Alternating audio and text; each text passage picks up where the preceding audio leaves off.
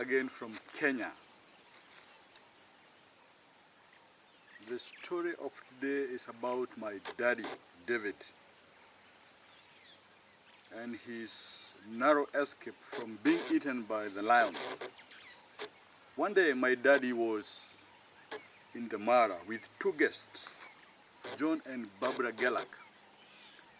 They had just finished a trip that was a photo safari, and the two decided to remain behind with my daddy so that they could do some bird watching and have some private moment, because they were the tour leaders and the guests had just gone home. So they decided to have one more week in the Mara. They were staying at this camp in the Mara called Mara River Camp years ago. And one evening, they agreed that the following morning they were to leave very early, like 5:30, so that by 6:30 they are already at the sunrise trees, because they were anticipating of getting some good sunrise shots with the trees. So there was this particular area, which was like 10 miles away, that had very nice trees on the horizon. Apparently, that night it rained cats and dogs, cats and mouse rain. It was heavy rain at night. And there was a steep climb from the camp towards the sunrise trees. So in the morning, as they were driving up for the sunrise trees, my father could feel that the minivan was never going to make it up the hill, because it was slippery, and he felt that he needed to put on the chains. Years ago, we didn't have Land Cruisers or Land Rovers. We used the minivans for safaris, and that is what my father had. So he told his guests, can I get 2 minutes, 3 minutes? I put on the chains on the wheels so that we don't get stuck up this hill.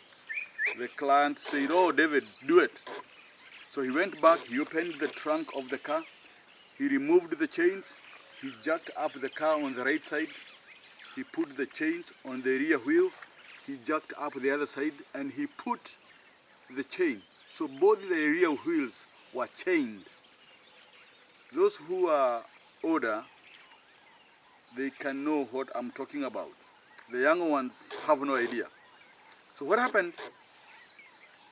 The vehicle was ready. But remember, it was wet and muddy, so he was dirty.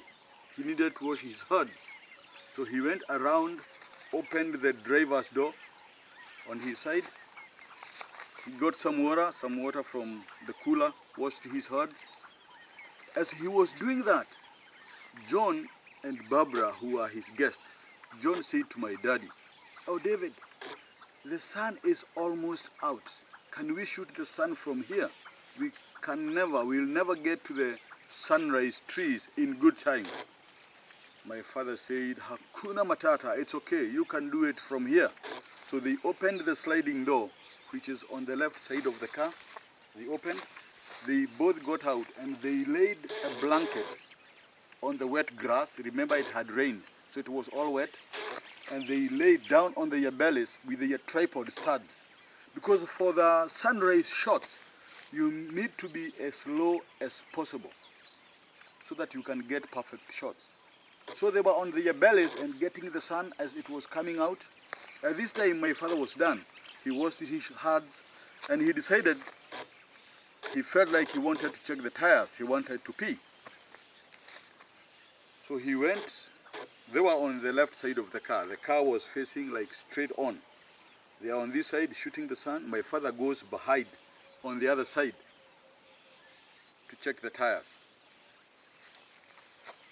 He unzipped his pants, and as soon as he started checking the tires, peeing, 50 yards away from him, 3 lionesses' heads just popped out of the grass like popcorn.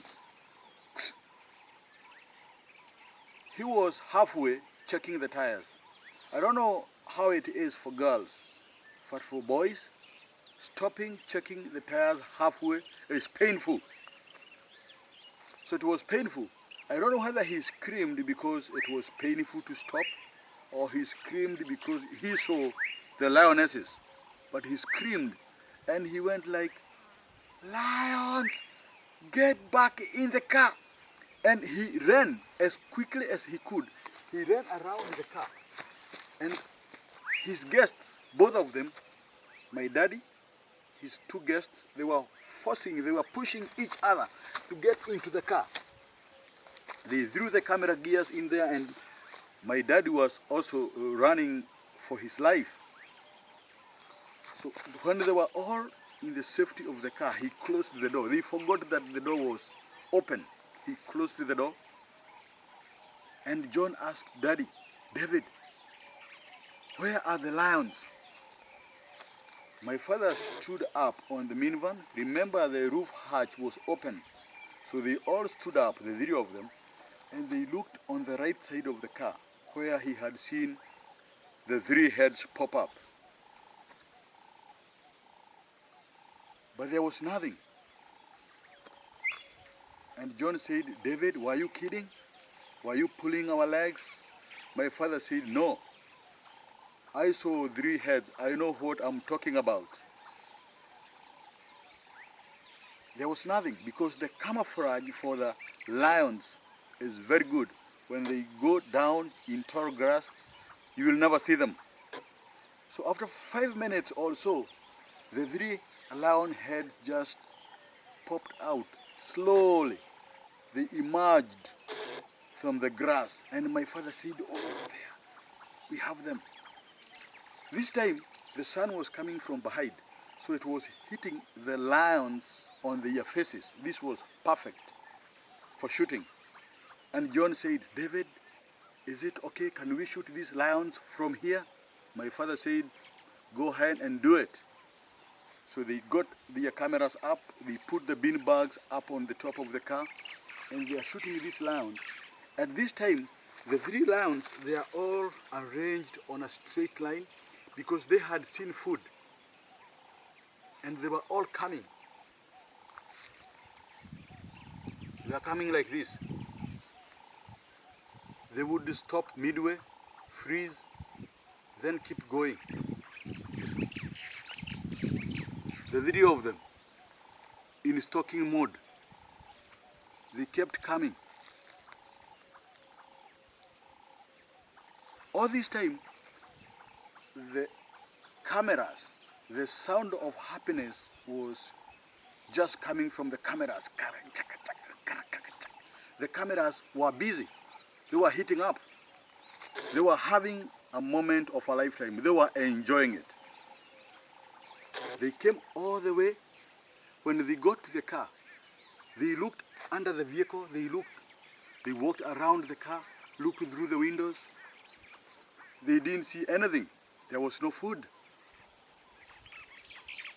The food had disappeared. It has evaporated into the thin air. And they said, "What did we see? We saw something here. We saw food. We saw breakfast." Because what happens, the animals, when you are on your two legs, you are outside the car, they see you. It's difficult to explain how they do not see you when you are inside the car. You get into the car and they see one big block of a bush or a big rock. They do not pick you out. They do not see food. They do not see human beings inside the car. But when you're out of the car, the story is different. So my father and his guests, they are all inside the car, and the lions would not see them. So they went round checking, and they were, "What did we see?" They went round and there was no food. All of a sudden, my father looked a long way away, like 2 kilometers away, and two big black-maned lions, big guys. They had received a text message that breakfast was almost ready. Because when the females saw some Homo sapiens, they thought this was breakfast. And somehow they were able to send an email that went very fast. I think the Wi-Fi connection was good. The lions got it and they started now coming for breakfast. Because in the lion kingdom, females are the ones that do most of the hunting. Males are not lazy. There are reasons why they do not take part in most of the hunting. And one reason is because their big men studs out. And whenever they try to stalk an animal, they goof it, they spoil it. So the females have advised them, you are not good in this. You go enjoy your remote control in the men's cave, and when the food is ready, we'll call you. That is what happens. Females do most of the hunting, but when a kill is done, it is the male lions that eat first. They get the lion's share. So these guys are coming because they had been called. Food is almost ready. The fried eggs, the omelets are almost on the table. So they are coming like this. Very happy boys. They would bang heads like, my friend, it's a nice morning. Breakfast is already here.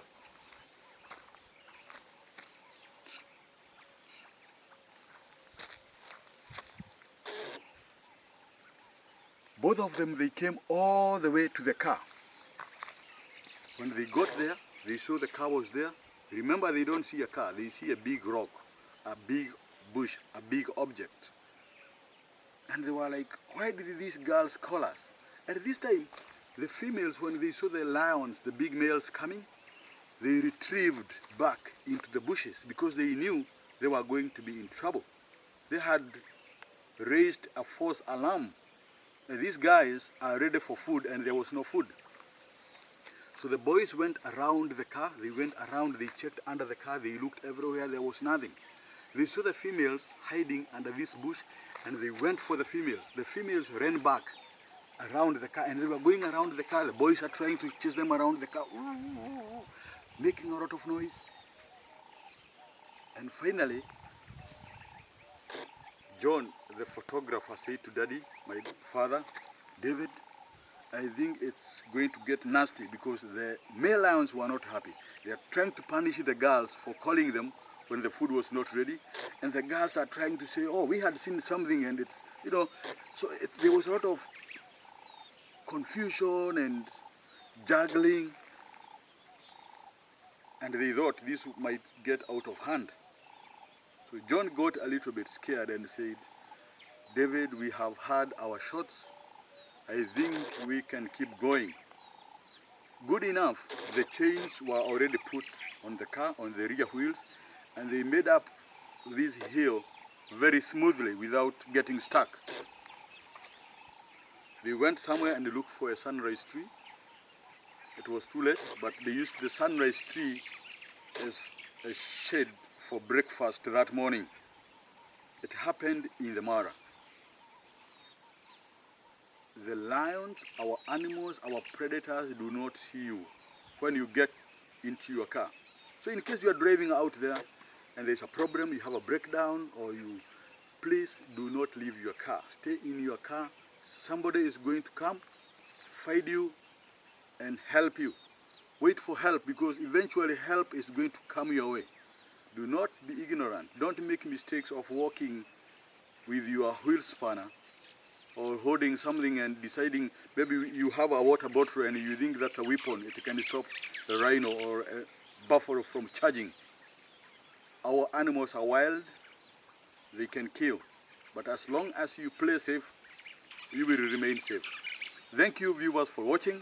Keep subscribing to my channel and keep tuned for more stories. See you in my next video. Stay safe. Thank you.